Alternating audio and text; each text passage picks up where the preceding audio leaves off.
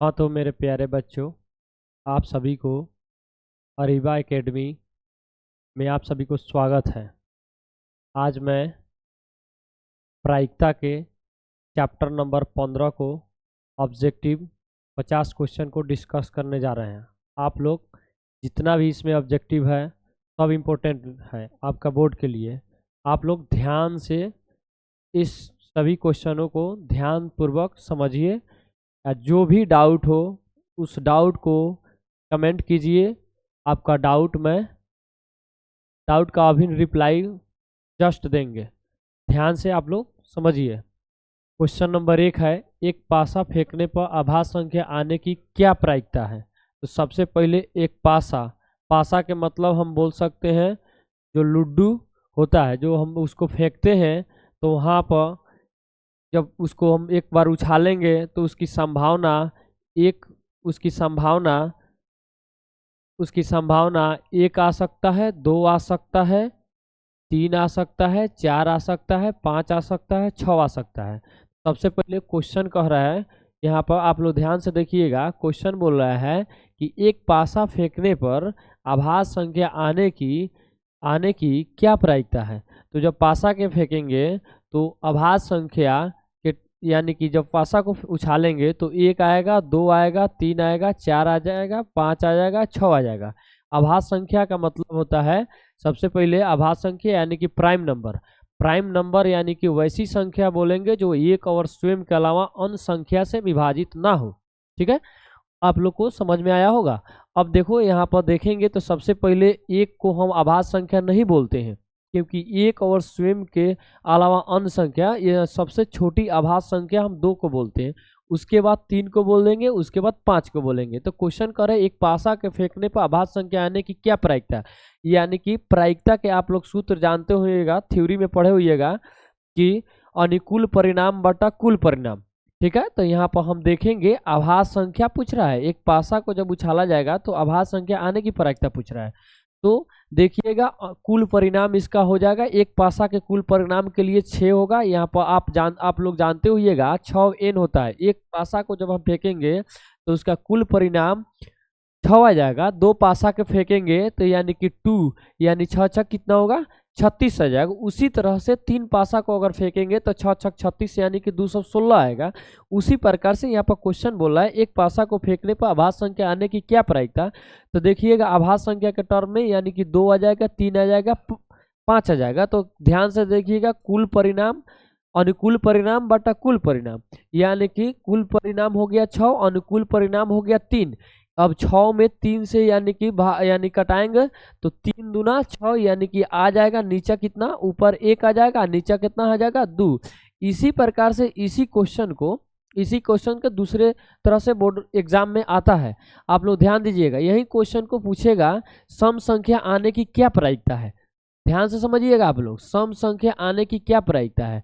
तो सम संख्या के टर्म में यानी कि वैसी संख्या जिसमें 2 से विभाजित हो, वैसी संख्या जिसमें 2 से क्या लग जाए, भाग लग जाए, पूरा पूरा कट जाए। तो यहाँ के 2 से भाग निकलने के लिए 2 आ जाएगा, 4 आ जाएगा, 6 आ जाएगा। तो 2 आ जाएगा, 4 आ जाएगा और 6 है। तो आप लोग बोलिएगा गुरुजी कि आपका 2 से भाग 2 में लगेगा, 4 में लगेगा और 6 में लगेगा। तो कितना हुआ बच्चा, यानी कि 1 2 3, आपका हुआ कितना 3। तो यानी कि कुल परिणाम आपका 6 हो जाएगा, अनुकूल परिणाम 3 होगा। तो आप लोग भाग दीजिएगा, तब बोलिएगा गुरुजी 3 से यानी कि 6 में 3 से भाग देंगे तो 3 दूना 6। जो बड़ा होता है उसी के नीचे हम 2 लिखते हैं, यानी कि ऊपर यानी कि अंश में हो जाएगा आपका 1 और हर में हो जाएगा आपका 2।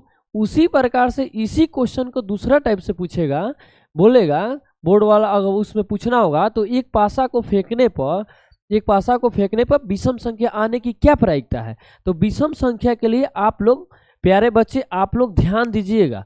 विषम संख्या के लिए जैसा कि आप लोग जानते हैं, विषम संख्या के टर्म में आपका 1 आ जाएगा, 3 आ जाएगा, 5 आ जाएगा। ठीक है, विषम संख्या के टर्म में आपका 1 आ जाएगा, 3 आ जाएगा, 5 आ जाएगा। तो यानी कि आप लोग जानते हैं, अभी हम बताए हैं आप लोगों को जो अनुकूल परिणाम बटा कुल परिणाम।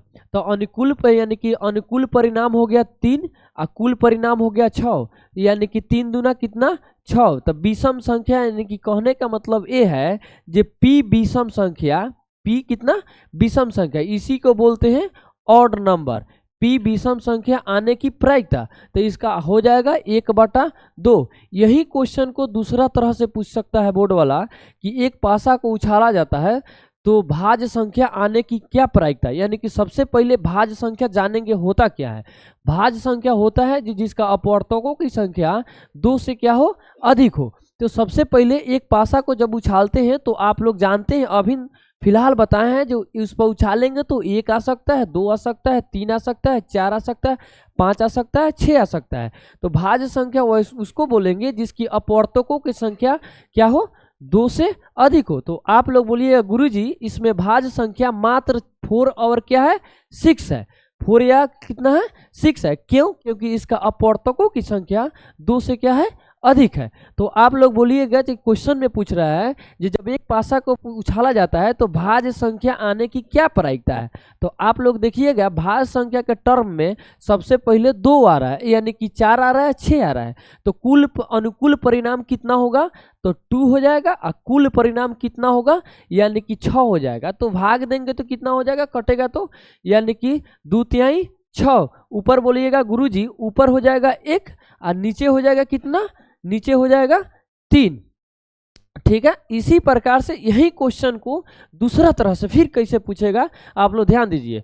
यही पूछेगा कि एक पासा को फेंकने पर 5 से बड़ी अंक आने की क्या प्रायिकता है, 5 से बड़ी अंक आने की क्या प्रायिकता है। तो 5 से बड़ी अंक यानी कि से, यानी कि आप लोग पढ़े होइएगा बिफोर या आफ्टर के बारे में। ठीक है, बिफोर या आफ्टर यानी कि 5 से बड़ी यानी कि 5 को छोड़ देना है। ठीक है, के मने लेकर होता है और से मने छोड़कर, यानी कि इसका 5 से बड़ी अंक आने की प्रायिकता सिर्फ कितना है 6 है।